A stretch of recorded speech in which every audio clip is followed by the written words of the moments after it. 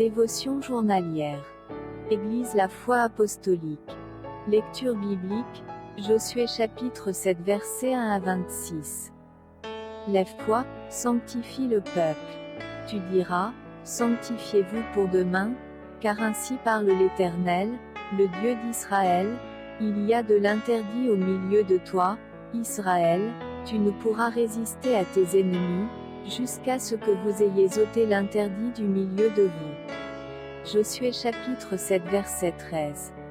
À tour de rôle, les dames nettoyaient le bâtiment de l'église, s'assurant que tout était présentable pour les services du dimanche. Une partie du nettoyage consistait à passer l'aspirateur sur les tapis du sol.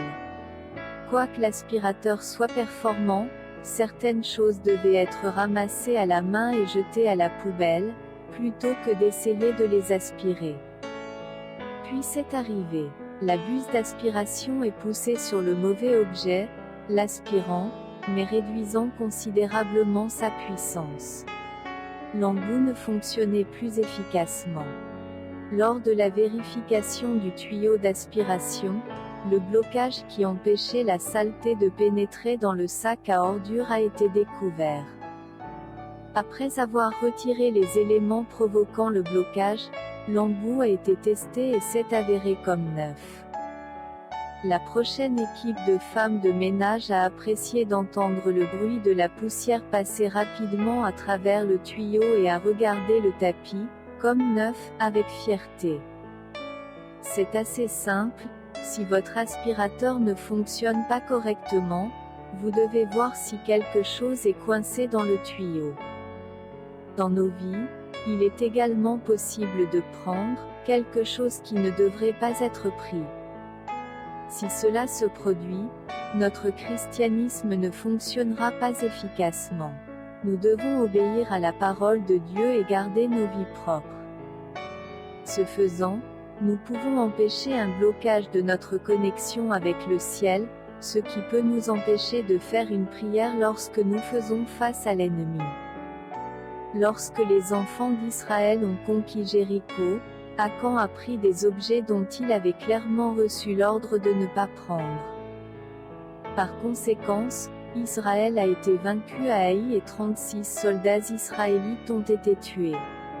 Nos décisions d'obéir ou de désobéir à Dieu affecteront le succès des autres ainsi que celui de nous-mêmes, nos familles, nos amis, nos églises et le corps du Christ. Nous pouvons être sûrs que l'ennemi mettra des tentations sur notre chemin. Il y aura des objets qui devront être ramassés et jetés. Ne prenons pas les déchets du diable, qui peuvent vaincre notre marche chrétienne. Au lieu de cela, obéissons à Dieu et attendons des victoires. Contexte. Dans le chapitre précédent, Josué et les enfants d'Israël étaient au paroxysme de la victoire parce que Jéricho avait été capturé. Cependant, le mot inquiétant, mais qui introduit le texte d'aujourd'hui indique que quelque chose était sur le point de changer. Josué a envoyé des hommes pour explorer Haï, et comme la ville était petite, ils ont pensé que ce serait une victoire facile. Ils opéraient selon leur propre compréhension au lieu de rechercher les directions du Seigneur. Plutôt que de vaincre Haï, ils se sont retrouvés à fuir pour sauver leur vie et à laisser derrière des camarades morts. Le péché d'Akan les avait séparés de Dieu, et leur cœur était fondu comme de l'eau parce que Dieu ne les avait pas aidés. À Gilgal, Josué et les anciens d'Israël se prosternèrent devant l'arche, qui était le symbole de la présence de Dieu, et déchirèrent leurs vêtements, mettant de la poussière sur leurs têtes. C'était la méthode israélite habituelle pour montrer le remords et l'humiliation. Josué a ouvert son cœur devant Dieu, disant au Seigneur les pensées de son cœur. Pourtant, sa grande préoccupation était la défense du nom du Seigneur devant leurs ennemis.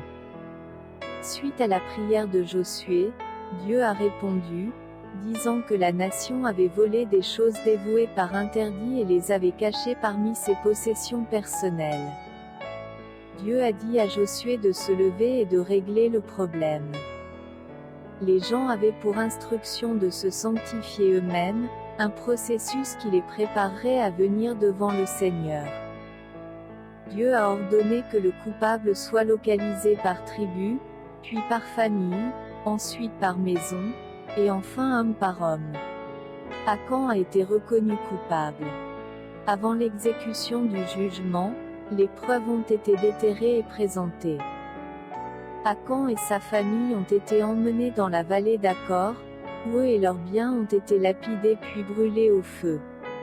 Le tas de pierres rappellerait au peuple les conséquences de la désobéissance.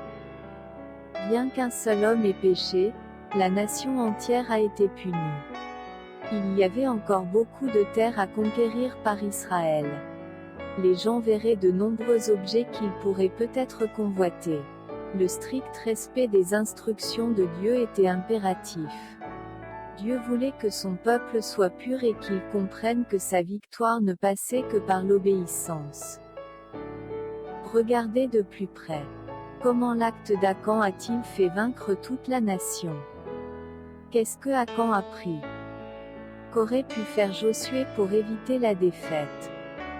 Si vous rencontrez une défaite dans votre vie chrétienne, que devez-vous faire? Conclusion.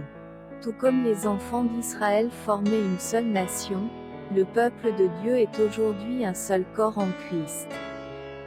La responsabilité de chaque individu est d'obéir aux commandements du Seigneur, car ce que nous faisons affectera les autres. Choisissons chacun d'être saint et obéissant. Bonne journée à vous. Chapitre 7. Les enfants d'Israël commirent une infidélité au sujet des choses dévouées par interdit. Akan, fils de Carmi, fils de Zabdi, fils de Zérar, de la tribu de Juda, prit des choses dévouées. Et la colère de l'Éternel s'enflamma contre les enfants d'Israël. Josué envoya de Jéricho des hommes vers Haï, qui est près de Beth-Aven, à l'orient de Béthel. Il leur dit : « Montez et explorez le pays. » Et ces hommes montèrent et explorèrent Haï. Ils revinrent auprès de Josué et lui dirent : « Il est inutile de faire marcher tout le peuple. 2 ou 3 000 hommes suffiront pour battre Haï. Ne donne pas cette fatigue à tout le peuple, car ils sont en petit nombre. » 3 000 hommes environ se mirent en marche, mais ils prirent la fuite devant les gens d'Haï. Les gens d'Haï leur tuèrent environ 36 hommes. Ils les poursuivirent depuis la porte jusqu'à Shebarim et les battirent à la descente. Le peuple fut consterné et perdit courage. Josué déchira ses vêtements et se prosterna jusqu'au soir le visage contre terre devant l'arche de l'Éternel, lui et les anciens d'Israël, et ils se couvrirent la tête de poussière. Josué dit : « Ah, Seigneur Éternel, pourquoi as-tu fait passer le Jourdain à ce peuple, pour nous livrer entre les mains des Amoréens et nous faire périr? Oh, si nous eussions su rester de l'autre côté du Jourdain! De grâce, Seigneur, que dirais-je, après qu'Israël a tourné le dos devant ses ennemis? Les Cananéens et tous les habitants du pays l'apprendront, ils nous envelopperont et ils feront disparaître notre nom de la terre. Et que feras-tu pour ton grand nom? » L'Éternel dit à Josué : « Lève-toi.